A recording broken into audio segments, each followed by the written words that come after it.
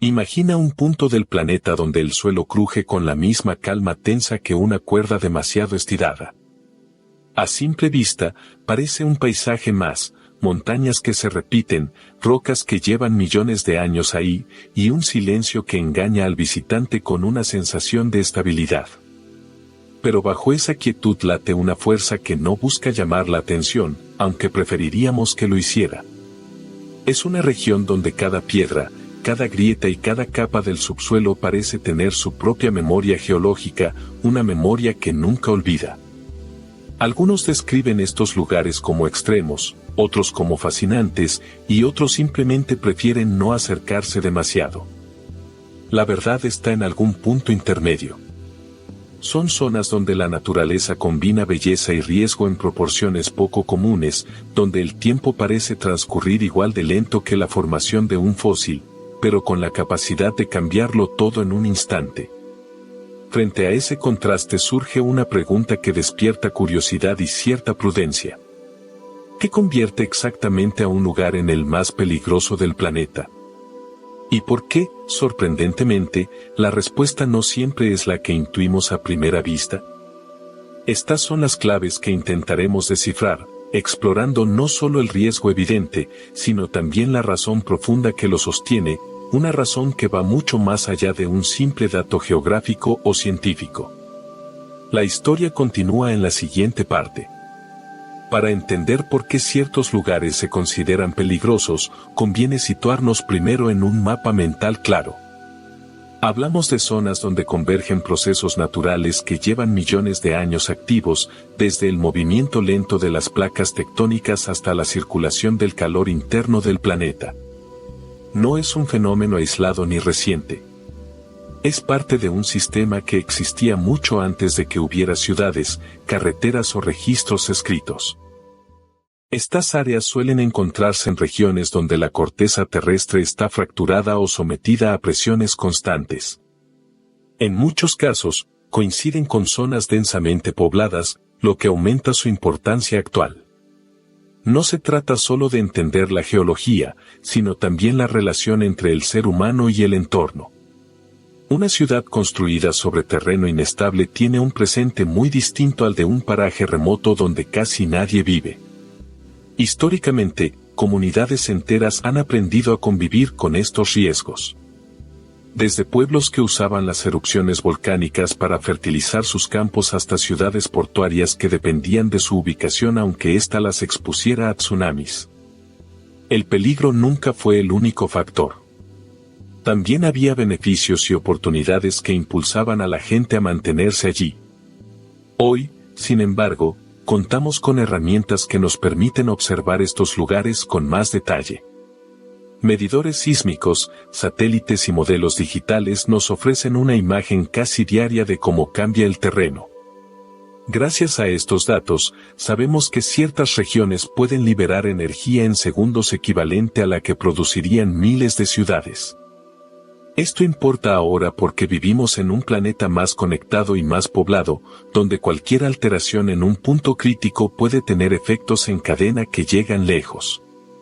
Al final, entender el contexto significa ver el lugar no solo como una zona peligrosa, sino como un escenario dinámico en el que interactúan el pasado profundo de la Tierra y las decisiones humanas del presente. Cada capa del paisaje es una pista, y cada pista nos acerca un poco más a comprender por qué este sitio captura tanta atención científica y social. Para explicar por qué un lugar puede convertirse en uno de los más peligrosos del planeta, conviene empezar con una imagen sencilla. Imagina una mesa formada por varios tablones de madera. Si empujas un tablón contra otro durante horas, días o años, al principio no pasa nada. Pero llega un punto en el que la presión acumulada supera la resistencia del material y uno de los tablones se desplaza bruscamente. Ese pequeño movimiento libera toda la fuerza guardada de golpe. Algo parecido ocurre bajo nuestros pies, solo que a escala planetaria y con una energía miles de veces mayor. El mecanismo central responsable de muchos de los lugares más peligrosos del mundo se llama interacción tectónica. Para entenderlo sin tecnicismos, Pensemos en la Tierra como un rompecabezas cuyas piezas nunca encajan del todo. Estas piezas flotan sobre una capa interna más caliente y maleable que actúa como un colchón en constante movimiento. Cada pieza empuja, choca o se desliza junto a las demás, creando tensiones similares a las de la mesa imaginada. La explicación técnica es más precisa. Las placas tectónicas son fragmentos rígidos de la litosfera, la capa externa del planeta. Se desplazan gracias a corrientes de calor en el manto, una capa semifundida situada debajo. Donde estas placas convergen, divergen o se rozan lateralmente aparecen zonas de inestabilidad capaces de producir terremotos, erupciones volcánicas o deformaciones del terreno. La energía liberada puede propagarse en forma de ondas, modificar la superficie o desplazar enormes volúmenes de agua si ocurre bajo el océano. Este conjunto de procesos no es caótico, aunque a veces lo parezca. Sigue leyes físicas muy claras, como la fricción, la elasticidad o la presión. El problema es que la escala temporal es difícil de percibir para nosotros. La mayor parte del tiempo, el sistema se comporta de manera tranquila, casi silenciosa. Sin embargo, cuando la acumulación de tensión supera un umbral crítico, la liberación puede ser rápida e intensa. Comprender este mecanismo es esencial porque nos ayuda a interpretar por qué algunos lugares son más vulnerables que otros. No es un castigo de la naturaleza ni una casualidad. Es el resultado lógico de fuerzas profundas que actúan de manera constante, aunque casi siempre fuera de nuestra vista. Las zonas consideradas entre las más peligrosas del planeta comparten un conjunto de observaciones medibles que permiten entender su comportamiento. La primera observación es la frecuencia de actividad sísmica. En algunos de estos lugares se registran cientos de pequeños temblores al mes, la mayoría imperceptibles. Son como los crujidos de una casa vieja antes de que una puerta se cierre de golpe. Estos microeventos indican que la corteza está en movimiento constante y que la energía se acumula de manera gradual. La segunda observación proviene del desplazamiento del terreno. Medido con satélites, se detectan movimientos de apenas unos milímetros por año.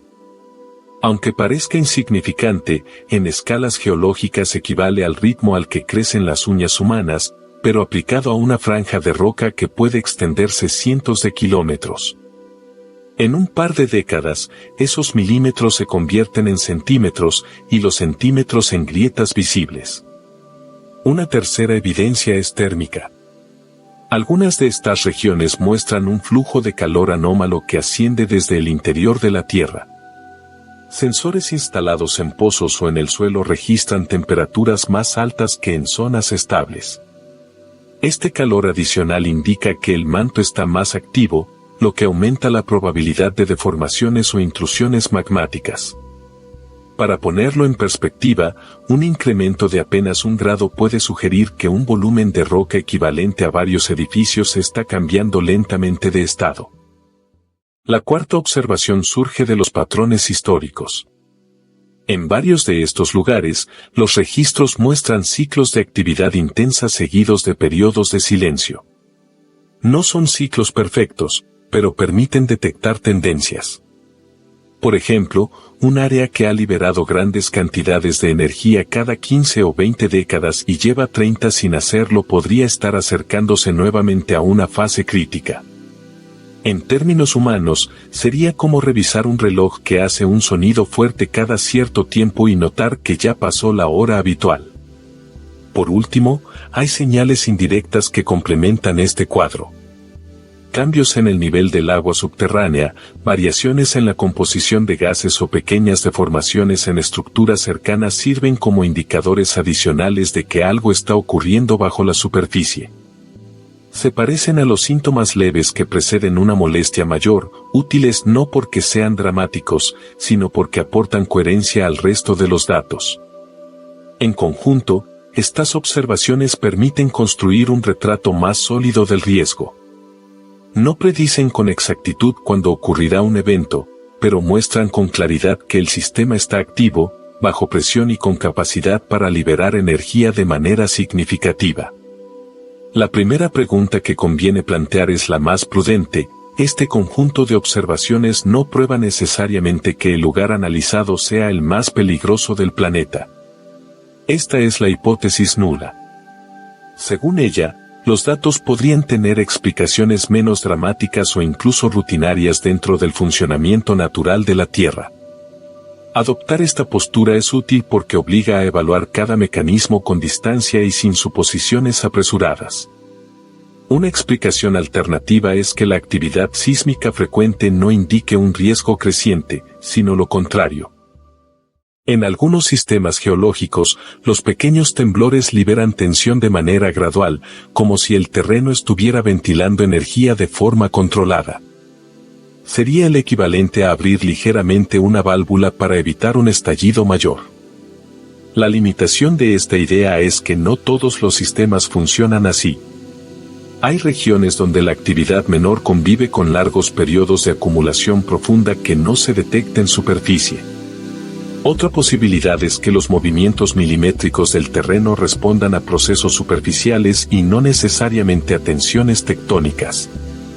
Cambios en el nivel freático, variaciones en la humedad del suelo o incluso la carga de las construcciones pueden generar desplazamientos pequeños. Esta alternativa es válida en muchos lugares, pero suele debilitarse cuando los desplazamientos se extienden por áreas demasiado amplias para ser explicadas solo por factores locales. También se ha propuesto que el flujo de calor elevado no apunte a actividad peligrosa, sino a una característica geotérmica estable. Algunas regiones presentan temperaturas más altas por su configuración geológica antigua y no por una dinámica creciente. Aunque esto es cierto en numerosos casos, cuando el aumento térmico coincide con deformaciones y actividad sísmica sostenida, la explicación pierde fuerza. Una última hipótesis alternativa considera los ciclos históricos como coincidencias estadísticas.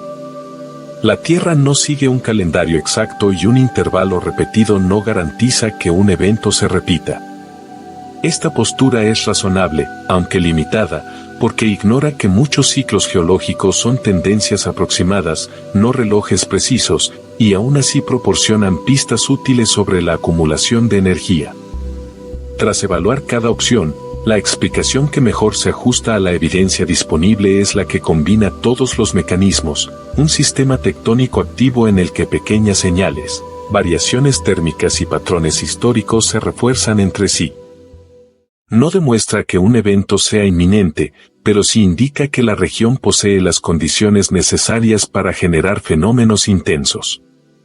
Es una conclusión equilibrada, basada en datos coherentes y sin caer en interpretaciones excesivas. Aunque contamos con una variedad creciente de datos, aún existen vacíos importantes que condicionan nuestra comprensión. El primero es la profundidad a la que realmente ocurren muchos de estos procesos. Los instrumentos que utilizamos, como los sismógrafos o los satélites, capturan lo que sucede principalmente en la corteza superior. Sin embargo, una parte esencial de la dinámica tectónica se desarrolla decenas o cientos de kilómetros más abajo, donde la observación directa es imposible. Es como intentar entender el funcionamiento de un motor escuchando solo el sonido del capó. Otra limitación es la resolución temporal. Los sensores modernos registran movimientos casi en tiempo real, pero los procesos geológicos se mueven en escalas muchísimo más largas. Esto crea una especie de desajuste. Contamos con muchos datos recientes y muy detallados, pero pocos datos precisos del pasado lejano.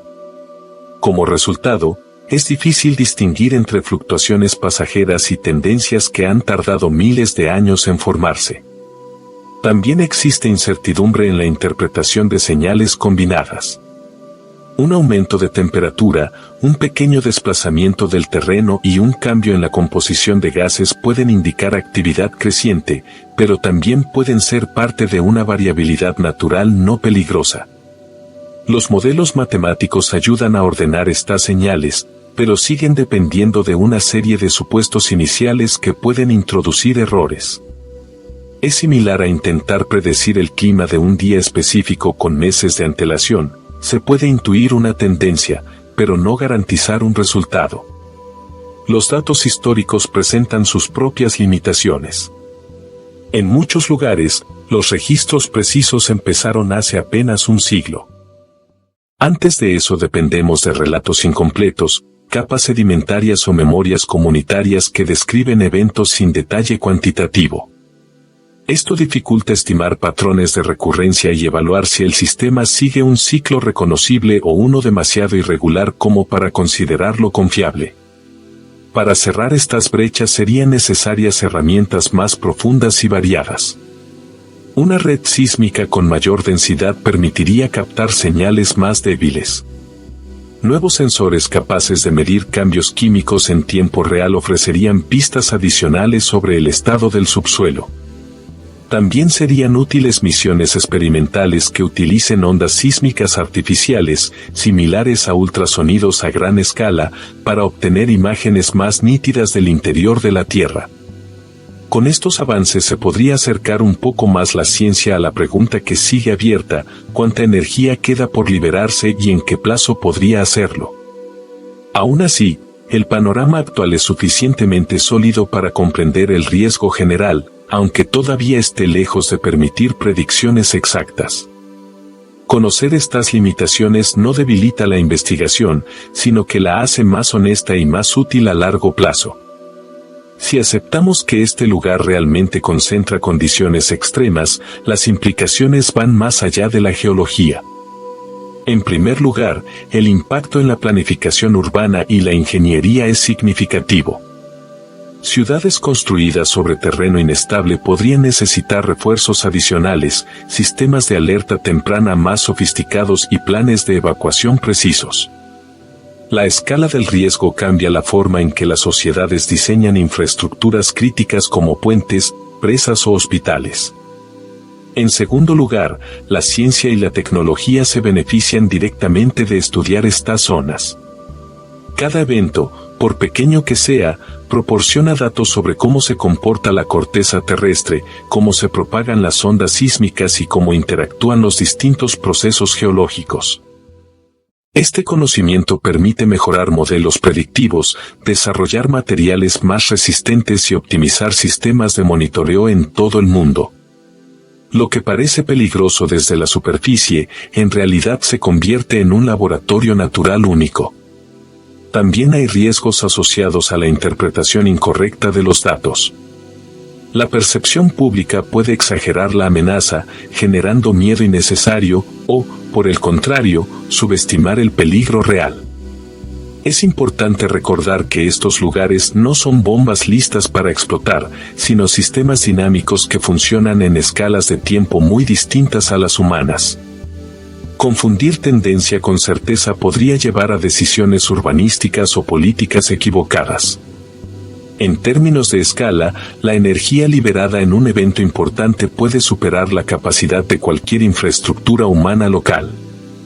Por ejemplo, un terremoto intenso puede generar ondas que se extienden cientos de kilómetros y afectar zonas vecinas.